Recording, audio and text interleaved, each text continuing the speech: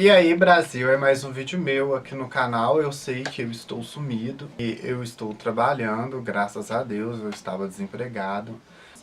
Estamos aqui fazendo um esforço de subir mais um vídeo, de colocar aqui e dar continuidade com o projeto aqui do canal. Meu nome é Maurílio Gomes, eu sou do canal Por Outra Educação.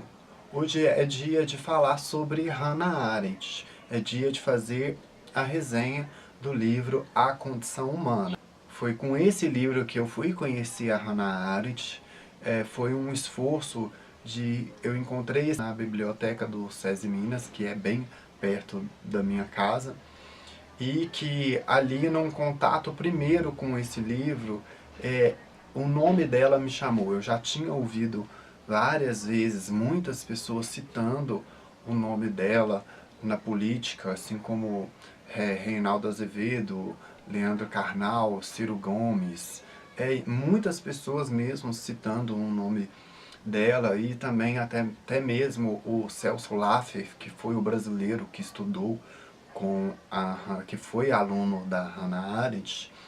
Ele foi um livro importante para abrir a minha cabeça a respeito do pensamento, da cultura do pensamento.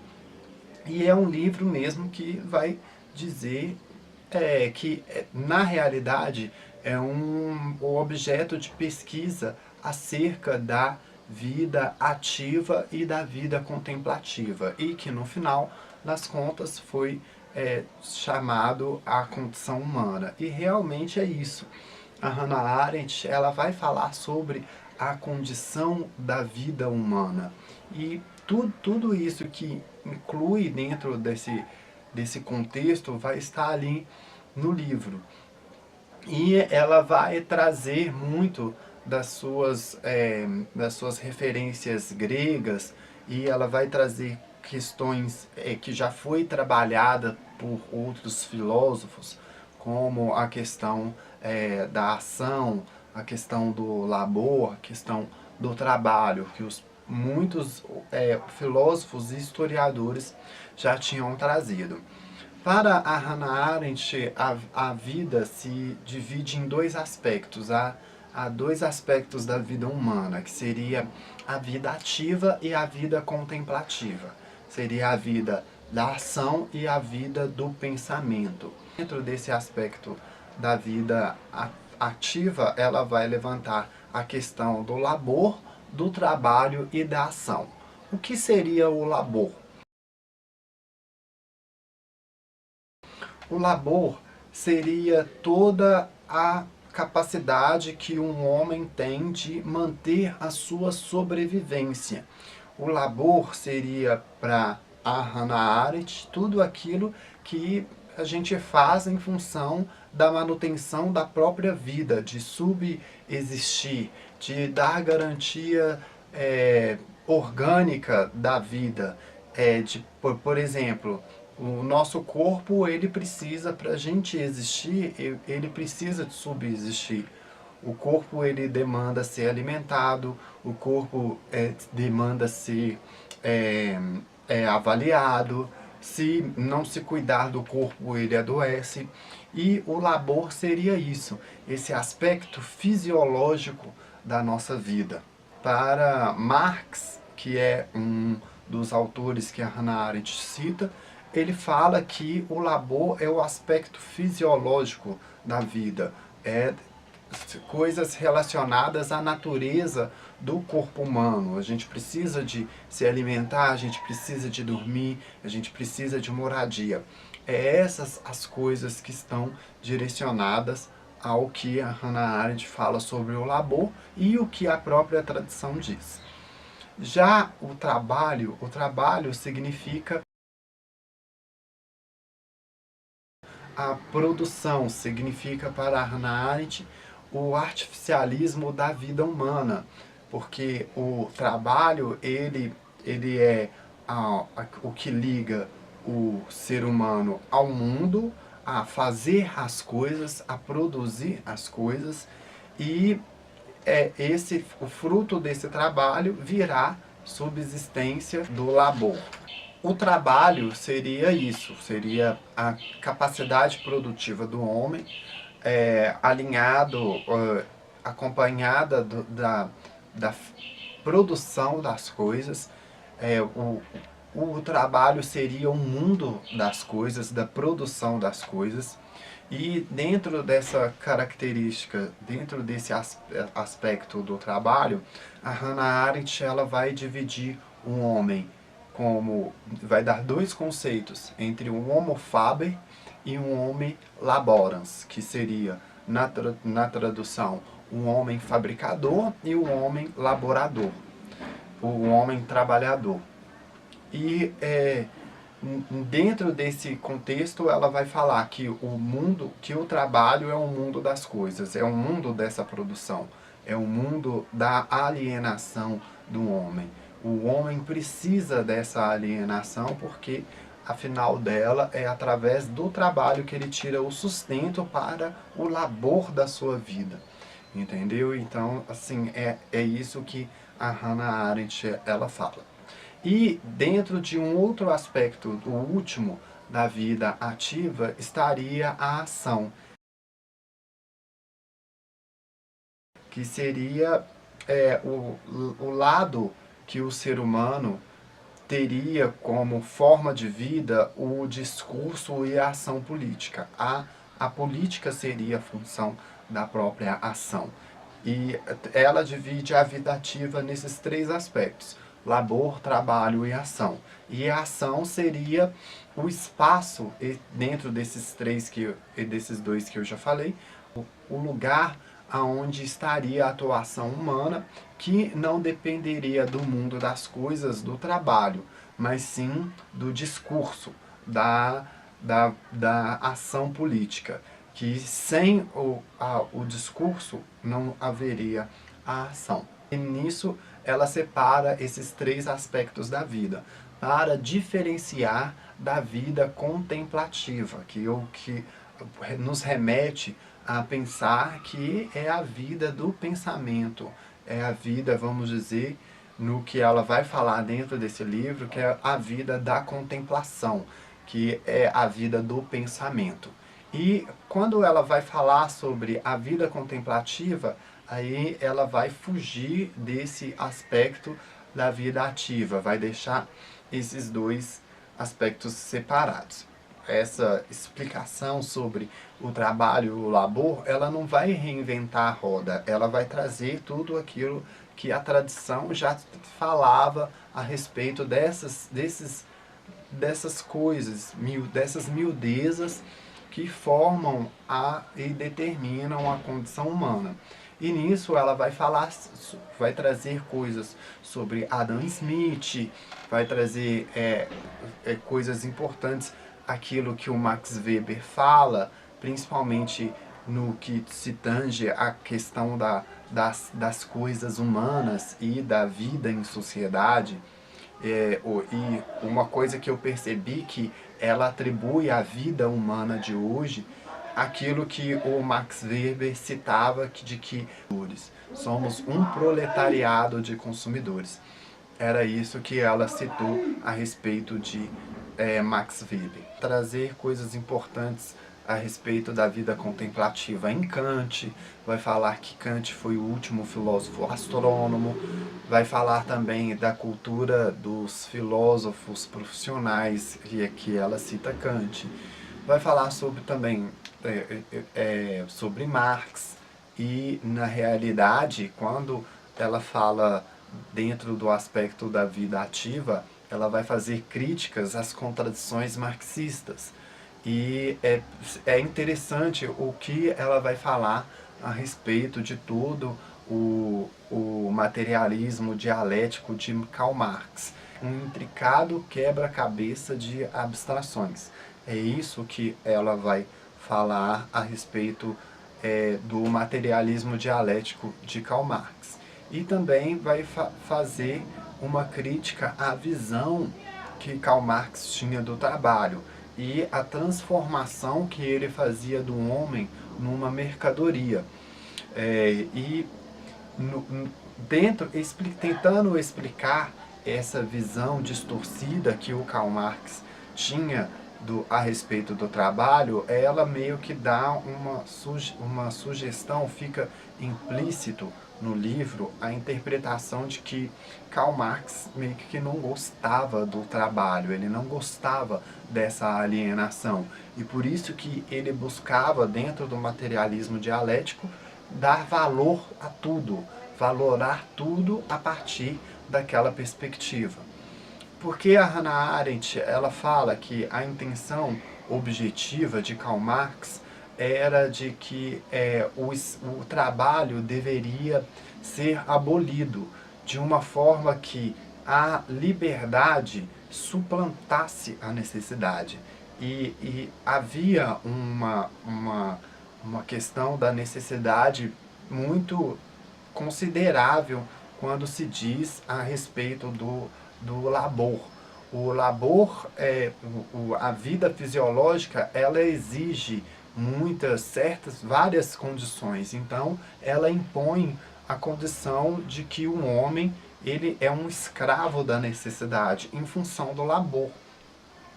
Não existe não tem como a gente sobreviver sem alimentar. Não tem como a gente sobreviver sem ter casa, sem ter uma vida com um mínimo de conforto. A gente não tem o labor, ele fica prejudicado.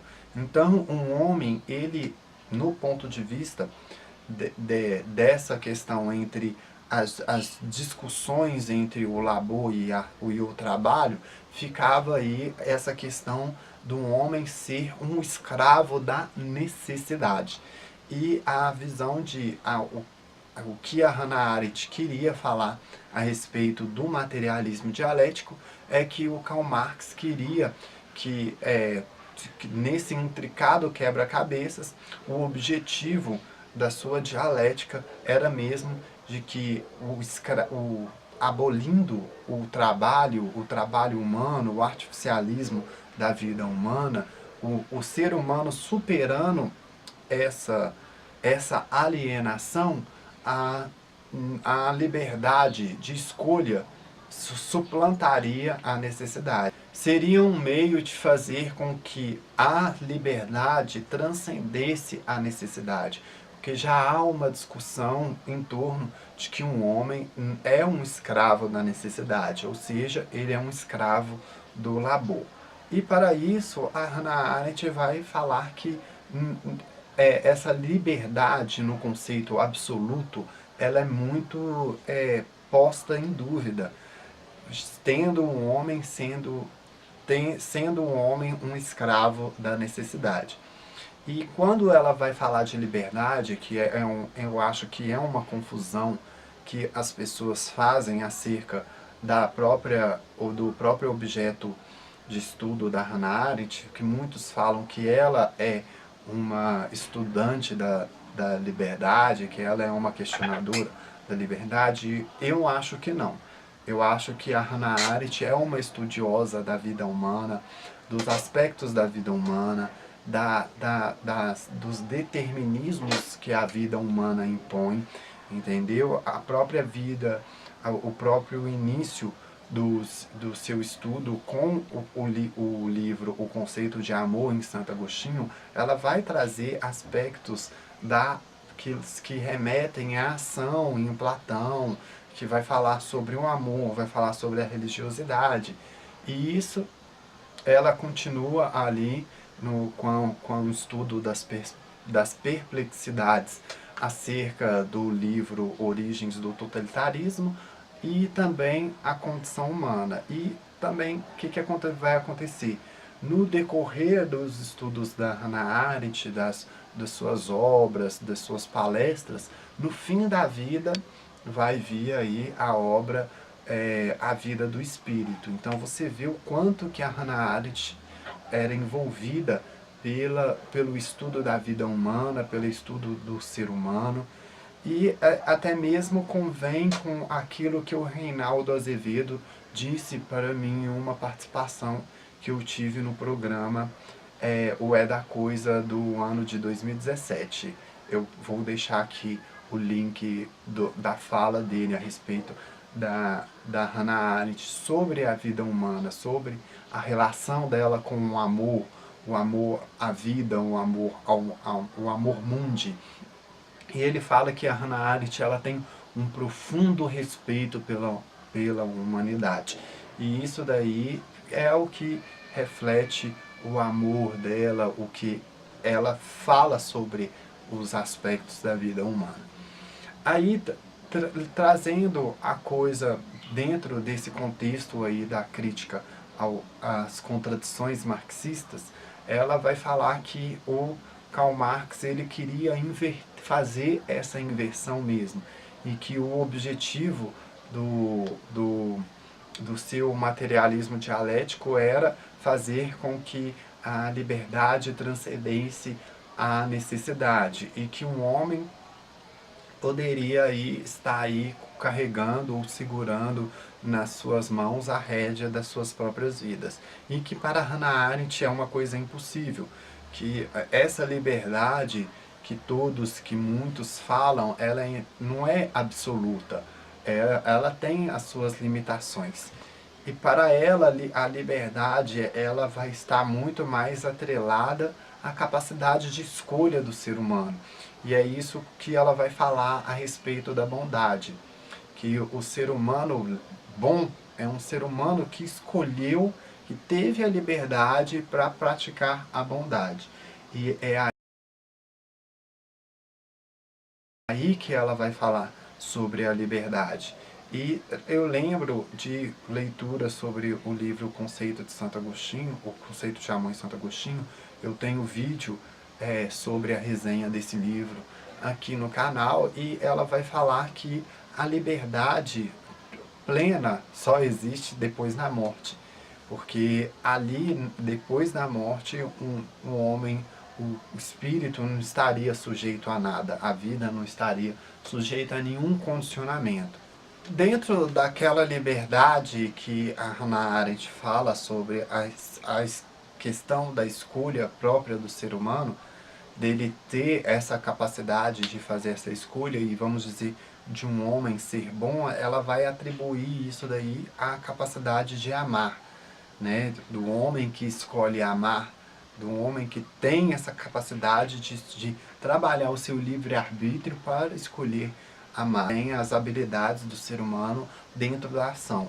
E ela vai falar sobre a capacidade de prometer, que seria o que ela vai atribuir à previsibilidade. O ser humano ele tem uma capacidade de falar que ali no futuro ele vai ter condição de cumprir aquilo que ele diz. Então, seria a capacidade de prometer para ela uma importante habilidade humana. Desse mesmo ponto de vista, ela vai falar da irreversibilidade, das coisas que não têm reversão. Então, que é próprio da ação humana. E ela vai tocar no assunto do perdão. E porque o perdão é uma maneira que o ser humano, dentro das habilidades do ser humano, para que se fala diretamente para mim que acabei de falar sobre o amor, a visão que ela tinha do amor, ela vai dizer que o perdão é algo que permite você ter uma liberdade, e mesmo fazendo algo que seria irreversível. Que vamos supor, o perdão ele é dado em função de um erro. E esse perdão ele não anula esse erro. Então não há uma irreversão. Só há ali uma ação determinada que vai caminhar com que a pessoa tenha condição de seguir o futuro, de olhar para frente, mesmo a atitude passada sendo irreversível. E a Hannah Arendt, dentro desse contexto do perdão, ela vai falar que só perdoa quem ama. E porque, na realidade, por envolver uma certa escolha e envolver uma certa liberdade, ela vai falar que o perdoar é agir, é você conseguir ter a capacidade de passar por cima daquilo e olhar para frente, e se livrar e se libertar de grilhões, dar-se de amarras, tanto quem perdoa quanto quem é perdoado. Tem coisas aqui que eu não posso deixar de falar sobre o que a Hannah Arendt diz a respeito, que ela traz aqui conceitos dentro do seu estudo, do livro, e que para mim são pérolas, e que eu deixei aqui anotado e que eu não posso esquecer.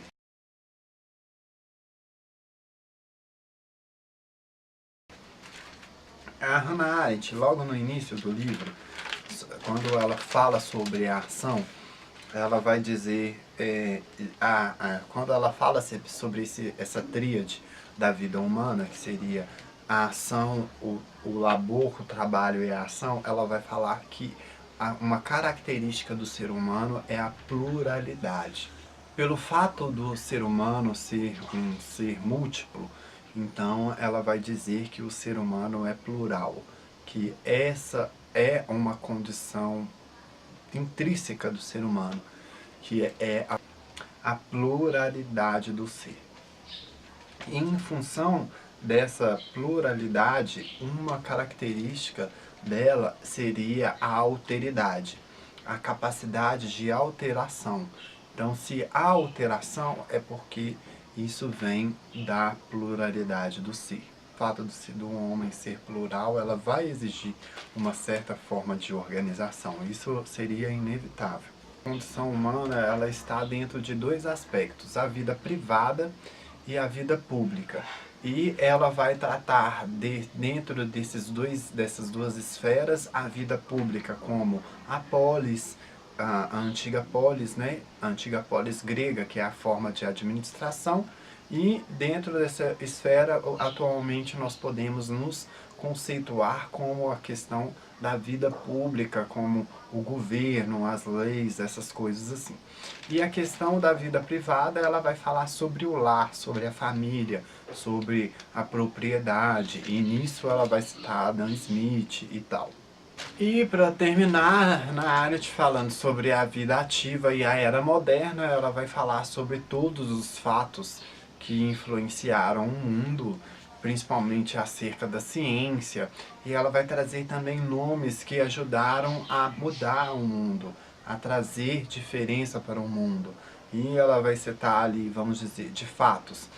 Ela vai falar sobre mandar objetos para fora da vida da Terra, vai falar sobre a bomba, sobre os aspectos científicos, né, que ajudaram aí na era moderna, a descoberta do telescópio, a criação da balística e o resultado que ela deu para encurtar distâncias.